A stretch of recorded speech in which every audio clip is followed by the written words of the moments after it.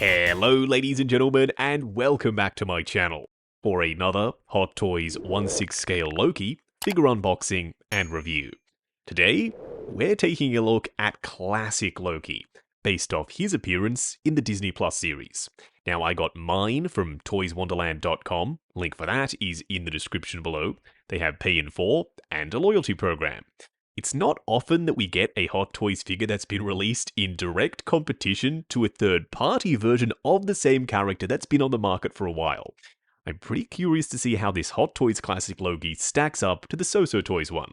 While you're down in the description, why not hit that subscribe, bell notification icon, and join button, so you're notified as soon as a brand new Hot Toys review goes live on the channel. As for the box art, this looks pretty awesome. It's also quite ominous. We've got this shadowy looking image of classic Loki front and center. You can't see his face.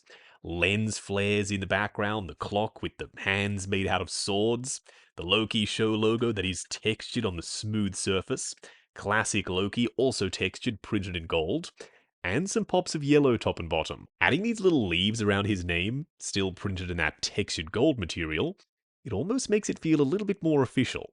We also have this hexagonal spiral pattern, some smoke/dust clouds, and the hands of the sword clock just poking over the edge. Around the back, speaking of the clock, we've got some of it at the bottom, and the rest of the swords, with some images from the show in the swords themselves. We've got classic Loki's eyes, and him using his magic effects. We've got the TVA symbol, his name, warnings, as well as legal information.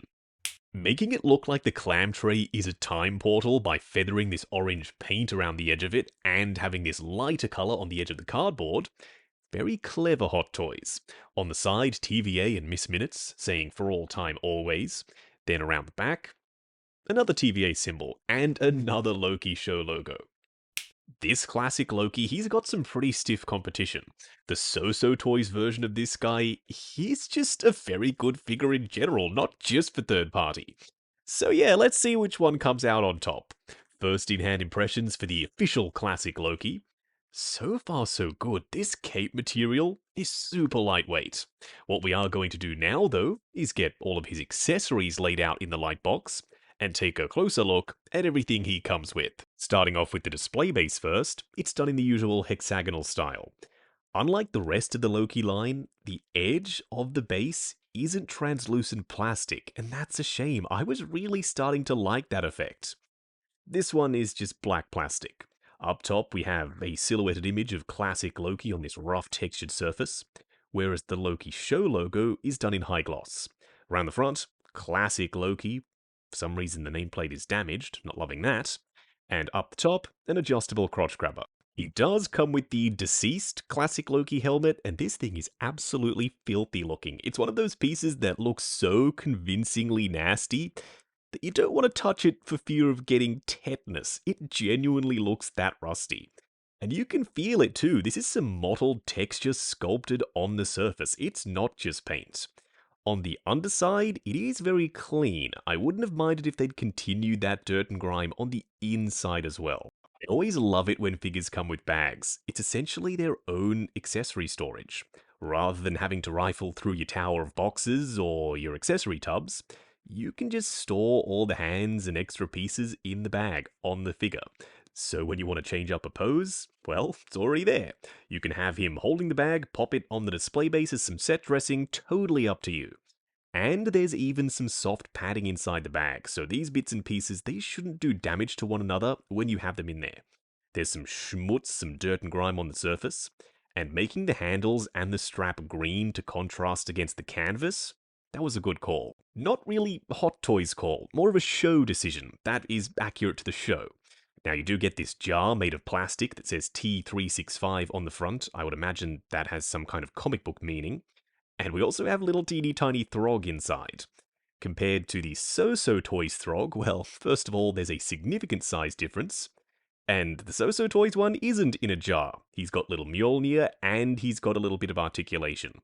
If I had to give the win to one Throg over the other for show accuracy, absolutely Hot Toys. But for the cool factor, it's going to So-So. Look, not knowing that this is a crocodile in the President Loki review, being an Aussie, not my finest moment, Then again, maybe I did know, and me asking y'all was just a clever way to boost interaction in the comment section. Maybe not, we'll never know. The sculpt work is great all the way round. You can hinge open his jaw with some teeth on the top and bottom jaws. The tongue is well painted. The eye is a little bit metallic for some reason, but that works.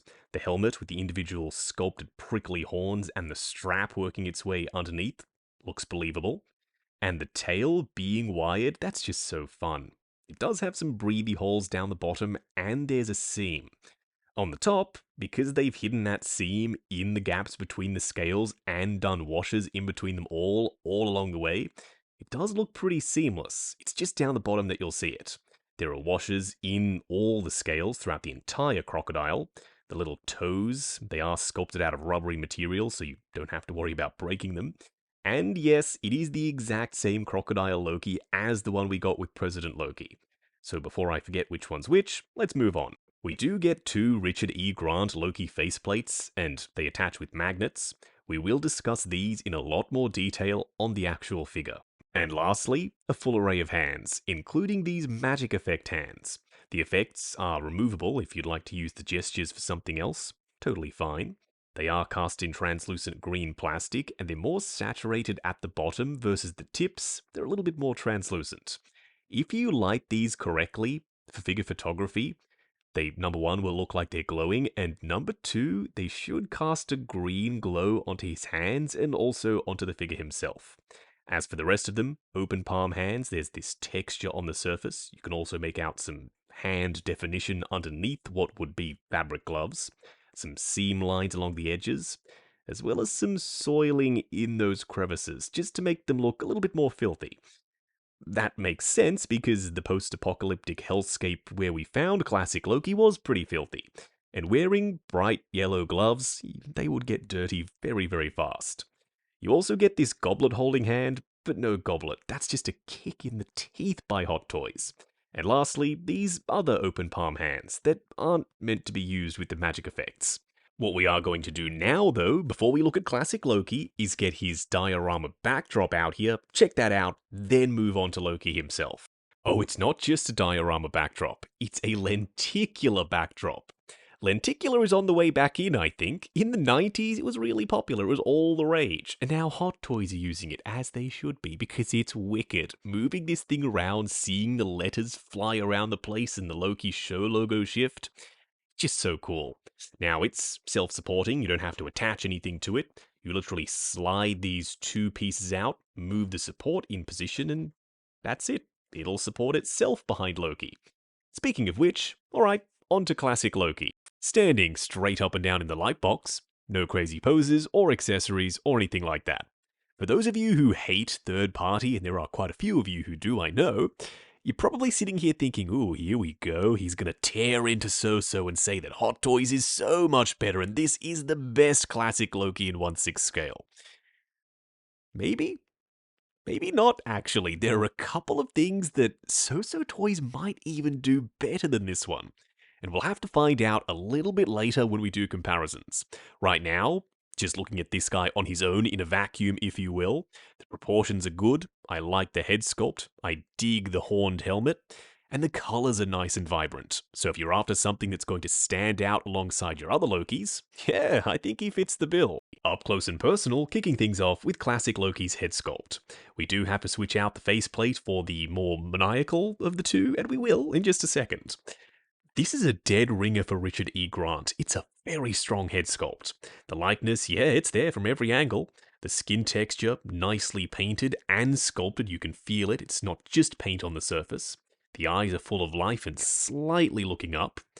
The expression doesn't quite sell it for me though. This one is just too neutral. So I think I'm going to go with the other, more maniacal faceplate in my display. Oh yes, this is the God of Mischief. He's got this big smile. You can also make out his tongue behind his teeth. There's an actual gap there. The eyes are slightly asymmetrical, with this one being more closed than the other. The wrinkling is perfectly done with some subtle wash in the crevices to make sure it's well defined. And the skin texture, it's also really good, just like this other faceplate. Do let me know, by the way, which one do you prefer? The more open-mouthed, smiling faceplate or the neutral one? Now the helmet is very shiny and metallic, but there is a visible seam line unfortunately, not super noticeable from the front. The horns are separate pieces of sculpted plastic and quite prickly, so do be careful. There is some speckling on the surface, so it looks like mottled metal. Then the face slash head cap thing has some wrinkling sculpted in. You can make out his ears, but it is slightly darker than the collar. Maybe that was by design, or maybe it was by accident. I don't know. To switch out the faceplates, it's very easy. They're just held on with a magnet. So when you pop it in, there is this natural crevice around the edge. Just make sure that you slot it in chin first, so that when it rests in there, it looks like his head or his face is sitting inside this hood. Versus if you do it wrong, it'll look all kinds of weird. Having this gap around the edge, yeah, it makes it even more believable. This cape is a masterclass in 1/6 scale capes. They finally cracked the code. It's brilliant. It drapes perfectly. It's super lightweight. There are some pleats up the top. You also have a ton of dirt and grime down the bottom where it's also tattered. It's not quite long enough to rub along the ground though, so I'm not sure why it's as filthy as it is. I'll allow it because it looks good. Then along the edges, you've got some very sturdy wires. But not having wires along the bottom you'd think would be a problem, it's not. That just means it works as a drape cape. You don't have to fight with this wire down below. It can do its own thing. And you can still pose it all kinds of crazy thanks to these wires. Now up the top, this collar piece is quite filthy around the edges. I would have liked to have seen that transferred to the cape, so that would have made more sense blending in, versus having a completely clean cape and a slightly dirty collar. If you're thinking, hang on a second Justin, that collar, it's not in alignment, it's all wonky. It's supposed to be wonky, I guess that's part of the charm. On the underside, it's pegged into this front section, so if it wasn't in alignment, it would look all kinds of terrible and stupid. This line comes over the front a lot further than this one does. The jagged sections for the Kermit collar aren't quite the same shape and size, which is driving my OCD a little bit crazy. The yellow for the cape is much brighter than the collar. The collar is supposed to be a leather style material, I think, because they've added all this grain to it, so okay, if it's a different color, totally fine. They've added this speckling over the top, airbrush shading everywhere on all the yellow sections except for the fabric parts. This front panel is this quilted slash pleated slash ribbed style fabric, whatever you want to call it, and the belts are all made of pleather. There are multiple different sections slotted into one another, almost like some kind of belt origami. You also have this Aztec style pattern printed on both sides, which adds some visual interest. And the green bodysuit is just stretchy spandex, so no worries when it comes to crazy posing with this guy, go for it. The gloves, actual fabric, and they have added some texture to the hands like we discussed earlier, so it does blend a little bit better. The So-So Toys one, though, does this completely differently. All of this stuff and the gloves, they've got their own way of doing it, which you'll see when we do comparisons. One thing that Hot Toys shit the bed on, these trunks. His underoos or his undies, they look terrible. There is so much bunching at the bottom. There is so much excess fabric that it just has nowhere to go. I've stretched it, I've messed around with it, and there's nothing you can do. As soon as you bring his legs back in, oh my word, that is just so unsightly. And the worst part is, the So-So Toys one, worst part for Hot Toys I mean, is that the third-party one doesn't have this issue, the Hot Toys one does. The yellow is slightly shiny and metallic, just like these glove/gauntlet pieces, whereas the green sections that are padded, they're not metallic at all, they're very flat. The boots, sculpted with no split-cut boot design, not ideal. There is some texture on the surface for leather grain, just like his Kermit collar. You also have some dirt and grime, and all this wrinkling. On the underside, no sculpted tread. They are painted black though. For a quick side-by-side comparison, on the left, Hot Toys Classic Loki, and on the right, the So-So Toys one. This is going to come down to personal preference. You are going to be able to pick, hopefully based off this review, which classic Loki you prefer. Maybe just off this shot. Hot Toys is taller, the yellow is more vibrant, the green is also a touch more saturated, but it's closer than the yellow is to So-So. The cape is wired with Hot Toys. Both of them don't have split-cut boot designs. They both have interchangeable faceplates. They both come with Throg. But the Hot Toys one, it's missing that grail, unfortunately. Now, the So-So Toys with the darker color palette might not stand out as well as Hot Toys does, but you won't have to worry about that bunching at the front of the undies. Next up, Loki. TVA Loki, to be specific, the main Loki from the show. Loki. I said Loki way too many times. He's a little bit shorter than the Richard E. Grant classic Loki, that's fine with me. And the color palette, if you're wondering who's going to stand out more in the display, well, I don't think that's a question, because you can tell straight away that's going to be classic Loki. Well now, this is an interesting display option. The classic comic book looking Thor alongside classic Loki.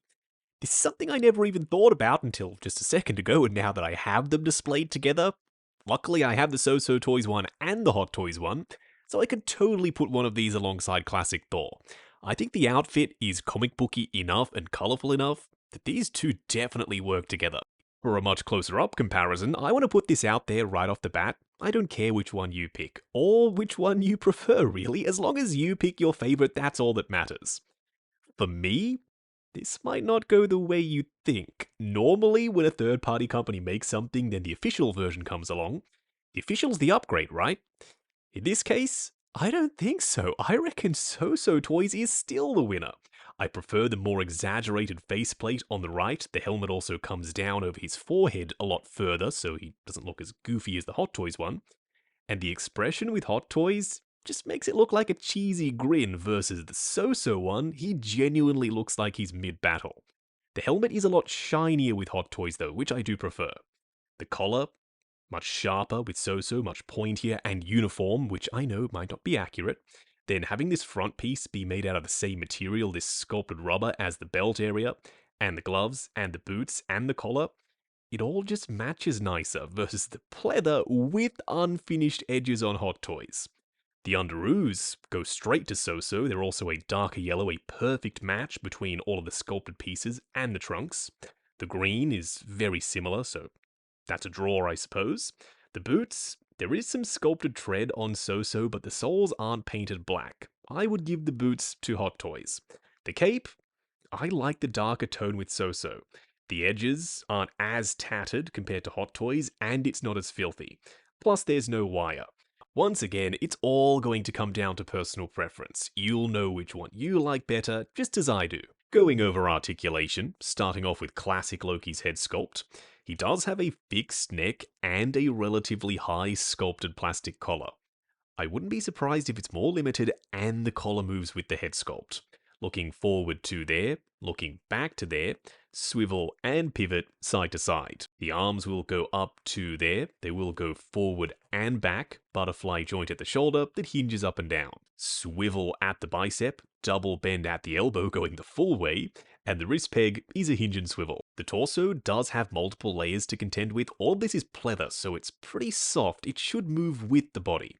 Crunching forward to there, going back to there, swivel and pivot side to side. The legs will go forward to there. I was expecting more. This is a full fabric outfit. There is a lot of padding, so that might be why it's more restricted. Going out to there, swivel at the upper thigh, double bend on ratchets at the knee going past 90. There is a double ball peg underneath the boots. Because they're fully sculpted and not a split cut boot design, you can't access that joint. You only really get swivel. Moving on to the 3 cool and 3 annoying things. The first annoying thing is the undies. This is just terrible.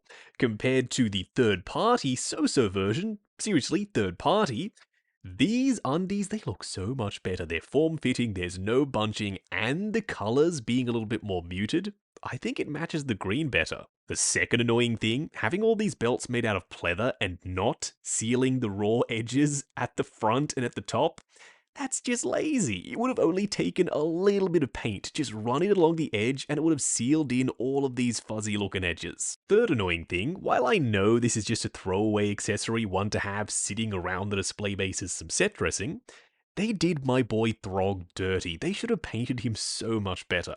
They left the discs unpainted on the front of his outfit, the belt is unpainted, and the skin tone just being this vibrant green, he looks very cartoony. The first cool thing is both faceplates, they are outstanding. The likeness is crazy good. The skin texture, the detail is next level. The second cool thing, this cape. The yellow is very vibrant, it's dirty, it's grimy, you've got wires, and it still drapes well.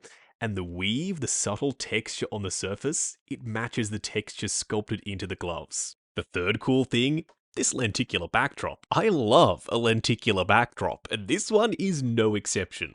Shifting this thing round, seeing the words move and the Loki show logo changing, this is just special. And yeah, I can't wait to pop this in the collection. Wrapping up on Hot Toys Classic Loki from the Loki series on Disney+. At the end of this is probably not the so-so toys killer Hot Toys were hoping it was going to be. I certainly wasn't expecting to be recommending a third-party classic Loki over the Hot Toys official one. But here we are, and there he is. The proportions I don't think are as good as so-so. I think the head is a little bit too large. The helmet sits up very high, almost giving him this goofy look. The rough edges on the pleather, an eyesore. Same thing with the undies. I won't go on about that. You know how I feel about those undies. And going with thin fabric for the underwear and the gloves, it's a great idea in theory. In practice, the yellow is stretched and it's very thin, so the green bodysuit pokes through and it throws off the color. Which means that the color match between the fabric sections and the pleather and the sculpted plastic for the boots and the collar, it's just not there. Whereas with So-So, it is. I prefer the way the Hot Toys faceplates are painted and the Hot Toys backdrop, and the Hot Toys one comes with a bag, and I like the helmet better the way it's painted on Hot Toys. But everything else, I do give to So-So. If I had to pick my favorite right here and now, I would go with the third-party one. That's not to say the Hot Toys one isn't good, it's an outstanding figure. If it existed on its own with nothing to compare it to, it would be the default winner. But it doesn't, and it isn't. Still solid, but not perfect. Now, I got mine from toyswonderland.com. Link for that is in the description below. They have Pay in 4 and a loyalty program. While you're down there, why not hit that subscribe, bell notification icon, and join button if you like the sound of seeing your name in the end credits of my reviews. Like, comment, and subscribe. We'll catch you in the next video.